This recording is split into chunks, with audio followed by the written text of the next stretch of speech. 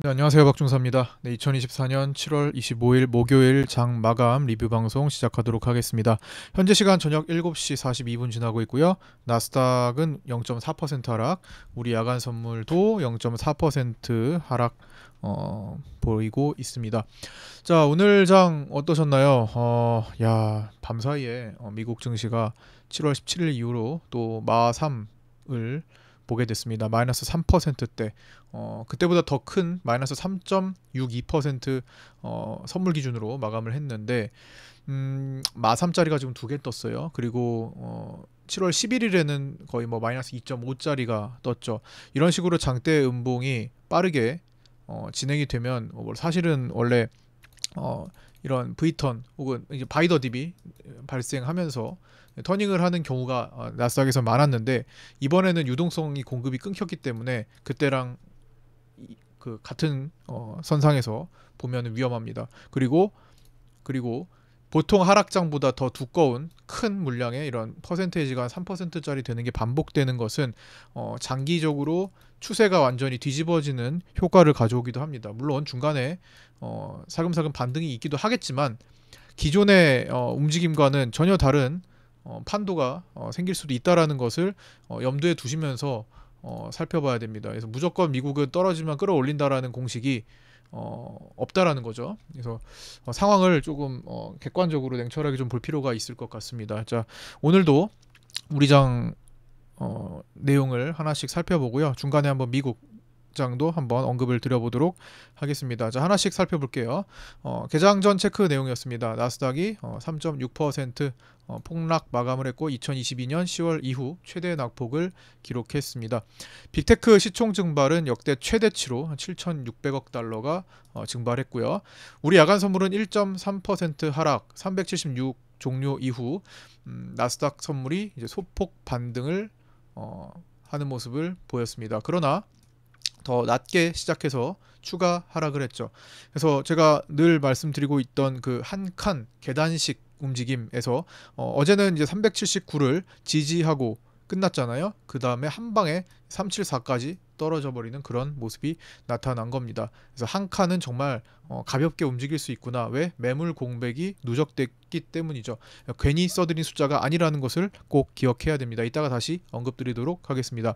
그 다음에 위클리 옵션 만기일이었습니다. 풋옵션이 야간에 폭등했는데 오늘도 이어서 추가적으로 더 상승이 나오면서 372.5 위클리 풋 기준으로 장중 1742%까지 폭등이 나왔습니다. 슈퍼개미 삼성전자 선물 물량 추적은 오늘 당연히 기본적으로 해야 되는 거고요. 손절 여부를 파악하는데 오늘 일부 손절이 진행된 것으로 보입니다. 삼성전자 8만원 싸움 가능성 보자 했는데 시작부터 8만원 근처 가가지고 움직였죠. 종가로는 8만원을 사수했습니다. 자, 미국 증시부터 간단히 짚어보고 우리 증시로 넘어가 보도록 하겠습니다. 자, 미국 증시는 나스닥 2022년 10월 이후 최대 하락폭을 보였고요. 여러 가지 사유가 있습니다. 이거 외에도 많은 사유들이 있는데, 자, 첫 번째 엔캐리 트레이드 청산의 본격화가 나오고 있다라는 소식. 두 번째, 미국 국채 바이백 일정이 5월 말부터 7월 말까지 일정이 종료됐습니다. 그런데 심지어 마지막 일정이었습니다. 마지막 일정은 이번 주에 재무부가 입찰을 거절하는 모습이 나타났습니다. 가격이 비싸다는 이유고요. 그러니까 즉 유동성을 공급하던 게 마지막 주에 심지어 그게 공급이 없었다라는 겁니다. 그러니까 미국 증시가 떨어질 때, 시장이 떨어질 때 받아줄 돈이 그만큼 줄어들었겠죠. 세 번째, 정치적 불확실성 증대. 여론조사 결과 다시 트럼프가 앞서 나가는 곳도 있고요. 막 엎치락뒤치락합니다. 네 번째, 테슬라 등 실적 부진. 이것 때문에 사실 스타트를 걸었던 건데, 이번에 매그니피센트 세븐이 AI 부문에서 대규모 지출을 늘려왔었지만 이익이 기대치를 충족하지 못함에 따라 쏠렸던 자금의 이탈이 발생하고 있는 겁니다. 그 다음에 추세 매매를 적용하는 펀드에서 대규모 물량의 출회 가능성까지 제시되고 있습니다. 여섯 번째, 경기 침체 우려, 고용 지표를 주목해야 되겠고요. 자, 이 모든 과정이 있기 전 고가에서 개인의 매수 참여를 폭발적으로 늘려왔고요. 6월 만기 이후 기관들은 개인들한테 매수를 이끌면서 각종 풋옵션 등으로 숏포지션을 적극적으로 늘려왔다라는 소식 있습니다. 이거는 제가 이전에서도 말씀드렸어요. 6월 만기 이후에 기관들 풋옵션 늘린다라고 언급을 드려왔었죠. 전 세계 개인 투자자들, 특히 우리나라의 서학 개미들이 무조건적으로 나스닥 러브콜을 지속하고 있습니다. 특히 트럼프 트레이드가 나오며 급락하는 시기에 반도체 3배 ETF 상품 등에 몰린 자금만 조 단위가 넘어가고 있습니다. 특히 필라델피아 3배 ETF에만 지난 일주일간 6천억 가까이 매수가 들어왔다라는 소식이 전해지고 있습니다. 뭐 이제 언론에서는 서학개미의 진격이다. 외화증권 보관액 사상 최고다. 뭐 외화 주식이 130조를 지금 넘어가고 있고 2023년 말보다 23%가 뭐 증가했고요. 그다음에 트럼프 피격 후 서학개미 반도체 3배 ETF로 몰렸다라는 소식 그쵸? 전해지고 있습니다. 뭐 기사는 이렇게 뭐 지금 공유방에 정보 공유방에 공유 드렸습니다. 구독자분들 신규 구독자분들 정보 공유방 구독자방 신청하셔서 입장하시기 바랍니다. 장 중에 그리고 장 마치고도 필요한 내용들 계속 뭐 올려드리고 있으니까 들어오셔서 함께 공부하셨으면 좋겠고요. 자 어쨌든 지금 전 세계 개인 투자자들 특히 한국 서학개미들이 이렇게 나스닥에 몰리고 있다라는 거, 미국 증시에 몰리고 있다라는 거, 외화증권 보관액 사상 최고, 2023년 말에 비해 반년간 23% 증가해서 외화 주식이 130조 원으로 늘어났다라는 소식, 개인들한테 고가에서 다 몰아놨죠. 자, 우리 증시로 넘어서 이야기 나눠보겠습니다. 코스닥부터 살펴볼게요. 코스닥 지수는 875에서 막혔죠. 지난번에. 자, 하나씩 볼게요. 단계적으로. 자, 코스닥은 지난번에 올해 내내 제가 강조드렸던 875를 결국에는 완전한 안착이 안 나왔었죠. 875 막히고 다시 어떻게 됐어요? 상단 추세빗각 막히고 여기입니다. 상단 추세빗각 막히고 그 다음에 하단 추세빗각 막혀서 안착이 안 되고 그 다음에 480으로 내려와서 여기 파란 선이죠. 480으로 내려와서 382 자리까지 지지를 몇 차례 받다가 결국에는 단기에 돌파 안착하지 못한 상태에서 공간이 열리기 시작했습니다. 제가 여기 엎치락뒤치락 하다가 결국에는 빠르게 안착 못하면 공간 열린다라고 말씀드렸죠. 지금 공간이 열리기 시작한 거죠. 800선을 이탈하면서 마감을 했고요. 이제는 그 다음 라인인 여기 23%인 23.6인 780선 이후 그 다음 라인은 이제 투매 발생 공간으로 들어갑니다. 여기까지 기본적으로 올 수 있고요. 그 다음부터는 이제 투매 발생이기 때문에 어디까지 찍을지 아무도 모르는 상황이 될 겁니다. 물론 지금 코스닥에서는 신용이 그렇게 막 압박이 있지는 않아요. 코스피에 비해서. 코스피가 이번에 신용이 많은 거거든요. 그래서 코스닥은 뭐 투매가 한번 발생하면은 좀 이제 터닝이 나올 수도 있다라고 봅니다. 근데 이제 코스닥을 구성하는 섹터를 한번 봐야 되는데요. 자, 오늘도 2차전지 쪽에서 낙폭이 심했던 만큼 반등 시도는 좀 했지만 거대한 매물벽에게 좀 막혔습니다. 트럼프 리스크도 있고요. 그래서 에코프로 비엔과 에코프로가 장중 반등 시도를 했지만 끝내 그걸 지켜내지 못했다라는 거. 그 다음에 제약바이오 섹터 지금 최근에 좋아 보이잖아요. 뭐 최근에 막 제약바이오로 뭐 몰린다, 제약바이오 기대된다 이러고 있는데 자세하게 살펴보면은 지금 코스닥 제약주 지금 고가 징후를 보이고 있습니다. 특히나 코스닥 상승을 주도했던 대형주들 중에서 일부 종목들이 개인들한테 매수를 유도함과 동시에 자신들은 특정 기관들이나 외국인들은 선물에서 빠져나가고 있습니다. 선물 매도 포지션을 잡고 있다라는 겁니다. 그래서 이런 제약바이오 쪽에서 파생에서는 먼저 하방 포지션을 잡고 있는 것도 포착을 해야 되겠고요. 그래서 주요 자금은 선물에서부터 이탈하고 있는데 개인들이죠. 개인들한테 이쪽으로 시선을 좀 몰아놓고 있는 그런 과정이죠. 반도체는 지금 강하게 밀리는 상태죠. 뭐 어쩔 수 없이 뭐 KLX 반도체 지수 보시면은 가장 비중을 많이 차지하고 있는 SK 하이닉스가 오늘 뭐 한 9% 이렇게 내려왔으니까 이걸 뭐 나만 알 리가 없겠죠. 삼성전자도 마찬가지. 두 개 합치면 40%인데 쭉쭉 밀리고 있습니다. 그래서 현재 힘을 쓰기 어려운 코스닥 조건인데 반등 조건은 어떤 섹터라도 이 세 개 중에 반도체, 2차전지, 바이오로 이루어진 코스닥이기 때문에 이 어떤 섹터라도 최소 하나는 강하게 치고 달려야 합니다. 뭐 반도체가 낙폭 과대로 이제 여기서 반등이 나오든 2차전지 탑10 지수를 보시면 자, 탑10 지수로는 지금 거의 땅굴 파고 있잖아요. 얘가 지금 오늘 양봉 잡았는데 이 상태에서 좀 이렇게 올라와 주든 뭐라도 하나가 강하게 있어야 될 것 같습니다. 지금으로서는 가장 유력한 게 2차전지이긴 할 것 같아요. 그동안에 낙폭 과대가 있었기 때문에 지금 낙폭 과대가 많았던 종목들 바닥에서 찍고 터닝해서 툼에 나온 다음에 돌리는 과정의 종목들도 덜어 보이기 때문에 2차전지가 그나마 지금은 가능성이 더 높을 것 같습니다. 나머지는 너무 오버 슈팅된 상태에서 지금 떨어지는 과정이기 때문에 주의가 좀 필요할 것 같고요. 자, 장중 체크 사항입니다. 이번 주 신용 반대 매매가 시작되고 있고요. 이제 D+2일에 집계가 되고 있기 때문에 월요일부터 이제 신용 반대 매매가 된 것으로 지금 나오고 있고요. 아직까지는 그렇게 크게 빠져나가진 않고 있습니다. 그러나 신용 반대 매매가 그리고 스탁론 반대 매매 그리고 이제 파생 상품 쪽에서 포지션 반대 매매가 일어나는 경우 투매 유발이 장중에 나타날 수 있다라는 것도 생각하셔야 되겠고요. 그러나 오늘은 379 자리 이후 374에 바로 걸려들었죠. 선물 지수가 379에서 374로 바로 걸려들며 아직까지는 뚜렷한 투매 발생은 나오지 않았습니다. 그러니까 오늘도 아침에만 시가로 다 뺀 거지 사실상 장중에 막 물밀듯이 막 빠지는 그런 모습은 나타나지 않았습니다. 그래서 잠시 멈춤이 있을지언정 하방이 끝나지는 않았다고 볼 수 있습니다. 지금은 투매가 강하게 발생해야 될 필요가 있기 때문에 그래야 물갈이가 되고 빨리 올라갈 수 있겠죠.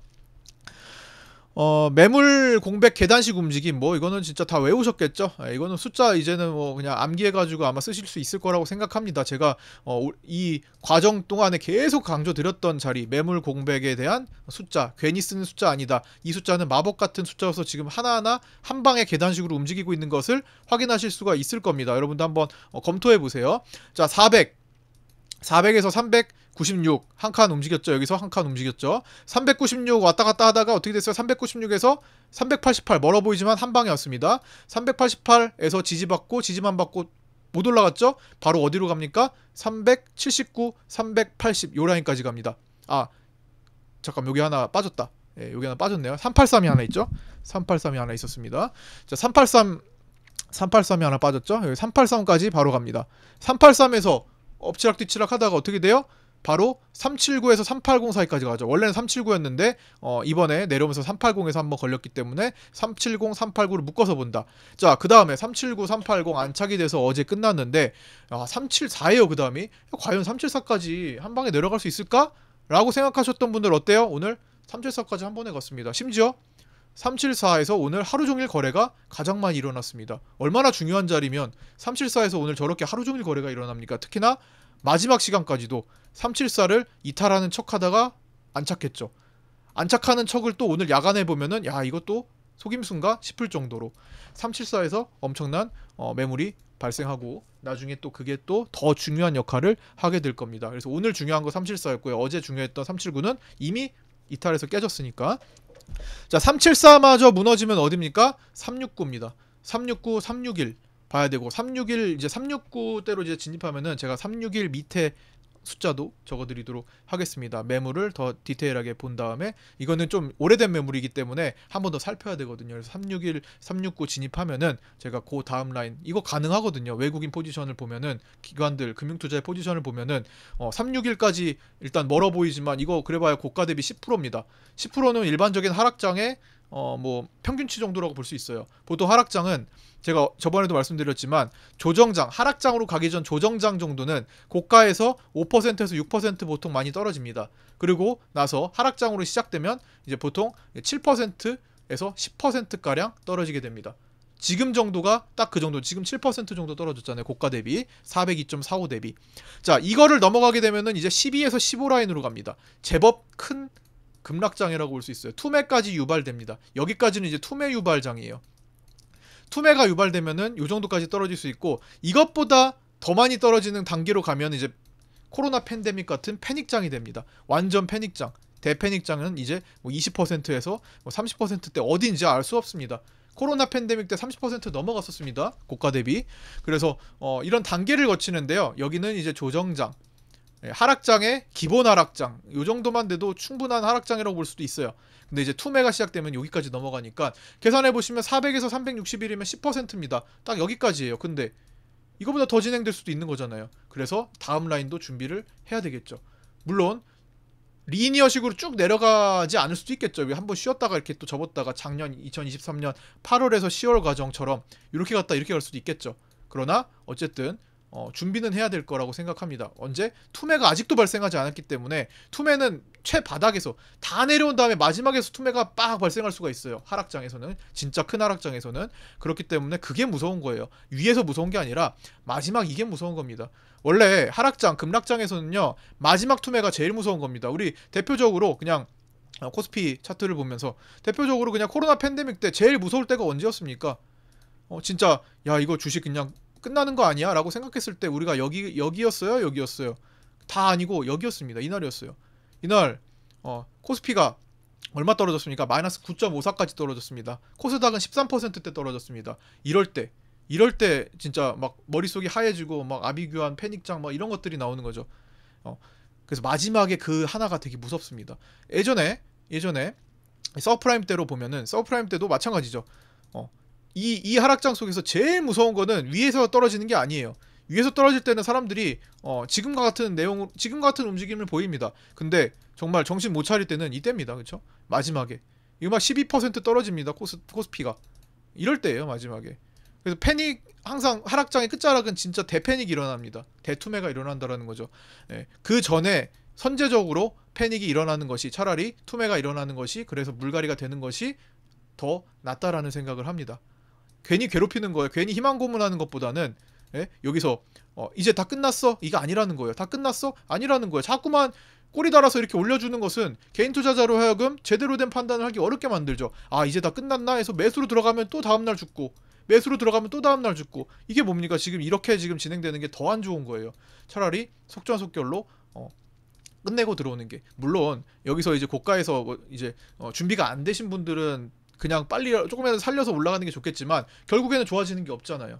그래서 저는 여기서 경고 메시지를 많이 드려왔고 그다음에 주식반의 경우는 미리미리 다 현금화를 좀 최대한 많이 해놓고 기다리고 있는 상황이죠. 정해원방에서는.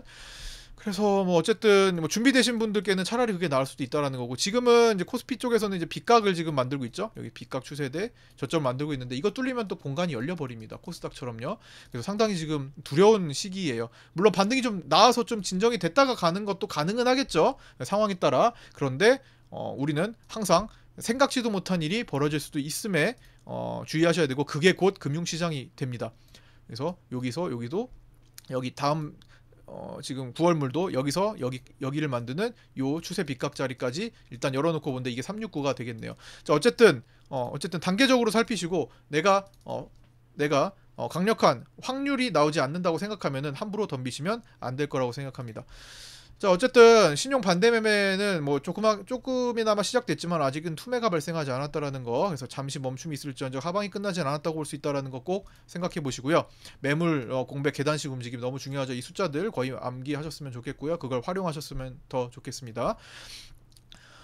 외국인이 지금 선물 누적 매수가 2조 4천억 정도 됩니다. 이제 기실현 포함해가지고 한 1,600억 정도 손실이 보이고 있는 것으로 추정됩니다. 외국인도 지금 어물쩡 거리다가 지금 크게 손실을 키웠어요. 위에서 더 빠르고 강력하게 스위칭을 하지 않았기 때문에 지금 외국인은 선물에서 지금 굉장히 곤란한 상태입니다. 물론 다른 쪽으로 다 해치를 했을 수 있겠지만 그래도 선물 자체에서는 이게 거의 메인이 될 수 있기 때문에 이만큼 손실을 본 것 굉장히 클 겁니다. 선물 포지션이 유지가 된다면 옵션으로 이제 커버를 할 수 있겠죠. 외국인들은 풋옵션 외가를 굉장히 많이 사뒀기 때문에 뭐 내가도 있고 하면서 옵션에서 크게 커지면은 커버가 됩니다. 근데 지금 현재 기준으로는 340 이하까지 가야 수익으로 돌아설 수가 있어요. 근데 수익으로 돌아서는 거 포기한다면 즉 기실현 거를 빼버린다면 350대 중반까지는 와야 만회가 될 거라고 봅니다. 물론 중간에 선물 포지션 스위칭을 하면 그 전에도 커버가 될 수 있겠죠. 360대만 오더라도. 자 그렇게 해서 이제 베팅 포지션 남은 거 점검해 볼까 하는데요. 이건 파생반에 좀 전에 제가 점검해드렸던 글인데요. 좀 전까지 제가 저녁 6시 49분에 1시간 반 전에 좀 올려드린 거죠. 자 보시면 여기서부터 지금 하나씩 살펴볼게요. 이거 같이 공유를 드리겠습니다. 자 이게 뭐예요? 시장 하방이 더 진행된다면 외국인은 이거 외국인 포지션입니다. 어떤 포지션이에요? 외국인 선물 옵션 합성 포지션입니다. 선물 상방 포지션이 지금 극복이 되는 거는 외가 풋옵션 쪽입니다. 그렇죠? 상방 포지션이 너무 많았기 때문에 외가 풋옵션이 극대화되지 않는 이상 힘들어요. 그래서 기실현을 제외, 이제 이미 실현한 거는 버린다 쳐도 나머지 현재 보유한 것이라도 만회를 하려면 이론적으로 350대 정도까지는 최소한 진입을 해줘야 된다라는 거죠. 플러스가 되려면. 이제는 월물 풋옵션 만기가 10일 전이기 때문에 10일 승부를 보러 갈지도 모른다라는 겁니다. 자, 아래는 이게 뭐예요? 야, 개인들의 현재 포지션, 선물 옵션 합성 포지션입니다. 어때요? 풋옵션 매도가 엄청 많다라는 거죠. 하방에 너무나 취약합니다. 이론적으로 뭐 5천억 손실까지도 뭐 있어요. 330에서는. 그런데 아까 전에 외국인 어디라고요? 350대라고 생각한다면 개인은 거기서 중반에서 350 중반에서 1,500억 손실을 보는 포지션이 지금 만들어지고 있습니다. 외국인이 선물 매수를 잡는 동안에 금융투자는 매도를 키워왔어요. 그래서 외국인과 반대로 선물 매도를 많이 잡아둔 금융투자는 벌써 기실현 포함 수익이 1,500억 선이 되었습니다. 이참에 욕심을 더 내가지고 더 밀어버린다면 350대 중반까지만 와도 2,000억 수익이 넘어가게 됩니다. 금융투자는요. 물론 현 포지션 유지 기준이고요. 시간이 갈수록 거래를 지속하면서 현재가에 점점 수렴하게 됩니다. 선물 옵션에다가 24년 내내 주식 현물을 25조 이상 왕창 매수했던 외국인이 삼성전자 등 대형주 현물의 포지션까지 더해버린다면 이런 포지션이 완성이 됩니다. 이거는 어떤 거예요? 외국인의 선물, 옵션, 월물 옵션, 주식 현물까지 합치면 이런 나이키 모양이 완성이 됩니다. 야, 정말 거칠죠. 이게 얼마나 많은 주식을 사들였으면 이렇게까지 될까요? 그래서 이거는 이제 주식과 현재 가지고 있는 선물 매수 포지션을 살리는 길이고, 특히나 대부분 다 주식 때문에 이렇게 올라가 있는 거고요. 주식은 어차피 만기가 없는 상품이기 때문에 일단은 당장 10거래일 남은 옵션을 챙기려면은 이쪽이 유리하겠죠. 이걸 다 건너가서 올라가는 것보다 이쪽이 지금 유리한 상황이 돼버린 거죠. 선물은 오늘도 9천억을 매도했으니까. 그래서 물론 얘 말고도 다른 해지 방식이 다양하게 존재하니까 이것만 가지고 다 판단할 수는 없습니다만, 워낙 포지션 차이가 투자 주체별로 뚜렷하게 나타나고 있는 시기에 이렇게 하락 구간이 진행되고 있는 시기이기 때문에 기본적인 요 선물 옵션 주식 현물 간의 포지션 싸움이 중요할 거라고 생각합니다. 자, 그렇게 보고요. 요거만 봐도 이제 외국인이 주식을 어마어마하게 사놓았구나라고 하는 게 이제 뚜렷해지고 있는 거죠. 자, 이어서 위클리 옵션 이야기를 좀 넘어가 보도록 하겠습니다. 자, 오늘 위클리 옵션 만기일이었죠. 위클리 옵션 만기날 시간대별 위클리 옵션 만기일 이동 추정 범위 80% 확률로 코스피 200 기준으로 제가 매 만기 때마다 장중 라이브 방송 때 언급해 드리는 거 있죠. 오늘은 11시 기준으로 375까지만 상단만 닫고, 하단은 닫을 이유가 없습니다. 오늘 개인들이 계속 콜옵션만 물타기를 했고, 오늘은 풋옵션에 들어가지 않았기 때문에 밑으로 닫힐 수가 없었습니다. 기본적으로 개인이 풋옵션을 많이 매수를 하고 금융투자가 풋옵션을 매도를 했을 때 하방이 닫히고요. 반대로 콜옵션을 많이 개인들이 매수하고 기관들이, 금융투자가 반대로 콜옵션 매도를 많이 했을 때 위로 닫히게 됩니다. 근데 오늘은 한쪽만 나왔죠. 그래서 아래로는 닫힐 수급이 아니었고요. 375 위로만 코스피 200 기준으로 못 가게만 막아둔, 아래로는 뻥 뚫린 그런 날이었습니다. 하지만 뻥 뚫렸다고 해서 계속 원웨이로 가는 것이 아니라 제한적인, 그러니까 어디까지 갈지는 모르는 상황이 되는 거죠. 제한적일 수도 있는 거고요. 이따가 제한적인 사유를 또 말씀드리겠지만, 어쨌든 뭐 문이 열렸다고 해서 반드시, 문을 안 잠궜다고 해서 반드시 도둑이 드는 건 아니라고 말씀드렸죠. 자, 오늘 위클리 옵션 풋옵션 히어로는 372.5 풋옵션이었습니다. 전일 종가 대비 1741%까지 급등이 나왔고요. 위클리 옵션 만기 막판 싸움은 370 위클리 콜과, 이건 외국인 배팅이었고요. 372.5 위클리 풋 금투 배팅이 있었습니다. 위클리 옵션 종가 결제 싸움은요, 코스피 200은 371.24에서 들어가서 동시호가에 들어갔고 371.26으로 그대로 끝났습니다. 370 위클리 콜은 외국인들이 0.83, 외국인이 주로 배팅했고 0.83에서 1.26으로 끝났고요. 372.5 위클리 풋은 금융투자의 배팅이 있었는데 종가에 좀 높았죠. 시간 가치가 좀 높게 평가가 됐는데 종가로는 1.24로 낮춰서 끝났습니다. 이제 로또 배팅은 이제 금융투자가 진행했는데요. 막판에 금융투자가 여기 370 위클리 풋을 좀 샀는데 0.09에 들어가서 0으로 끝났습니다.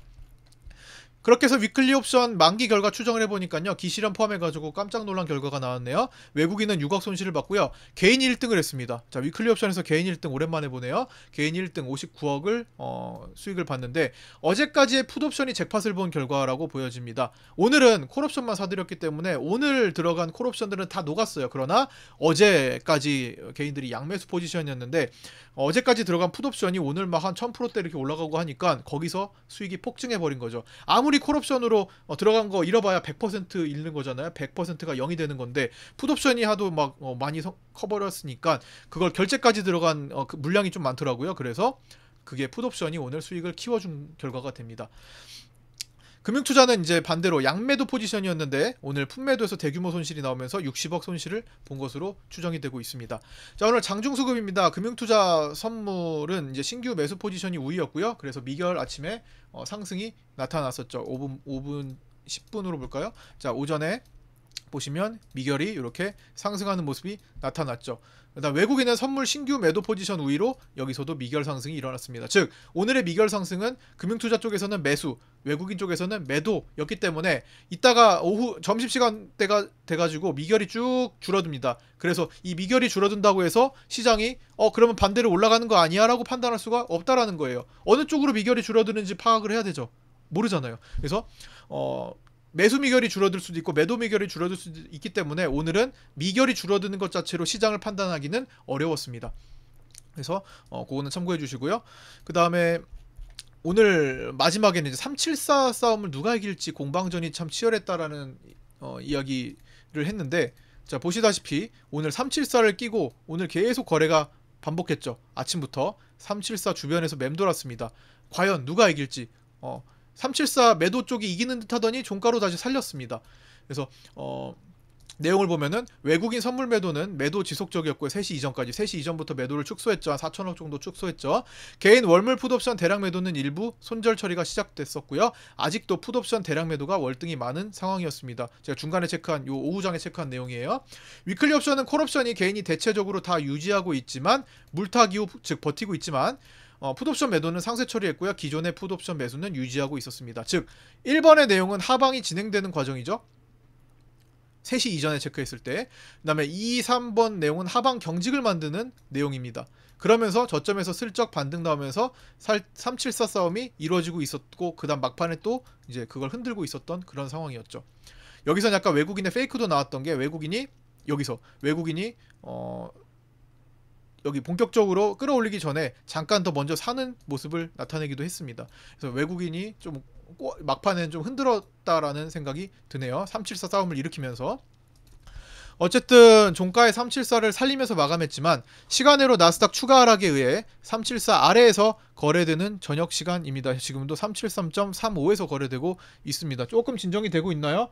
예, 그 사이에 제가 지금 녹화를 하는 사이에 또 나스닥은 오늘 나스닥 변동성 상당한데요. 저녁 때 0.7% 내려갔다가 다시 플러스 전환됐다가 0.4% 내려갔다가 또다시 지금 뭐 거의 보합선으로 올라오고 막 난리가 났습니다. 그런데 추세를 지금 이겨내기가 어렵네요. 여기가 돌파 안착이 돼야 추세가 변할 수 있을 텐데 계속 지금 거기서 막히고 있죠.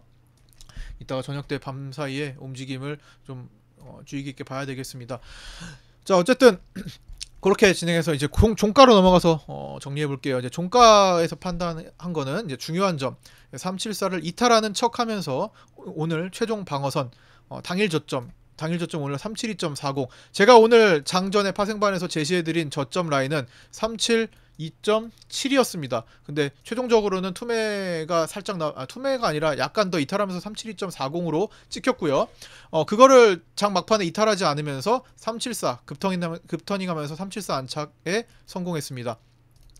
시장 베이시스가 순간적으로 3.09까지 뛰었어요. 이거는 위클리 옵션 만기 싸움 때문에 이제 그랬던 것도 있고, 이제 선물은 올라가는데 현물은 이제 위클리 옵션 만기 때문에 눌러대면서 올라가지 못했기 때문에 위클리 옵션 만기 싸움 영향으로 선물과 현물의 차이인 시장 베이시스가 3.09까지 일단 뛰었고요. 일시적인 현상일 수 있습니다.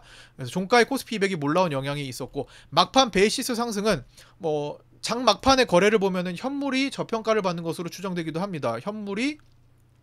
현물이 마지막에 이제 외국인들이 좀 사들이는 모습으로 이제 추정을 해봤고요. 그러나 이거는 일시적일 수가 있다라는 겁니다.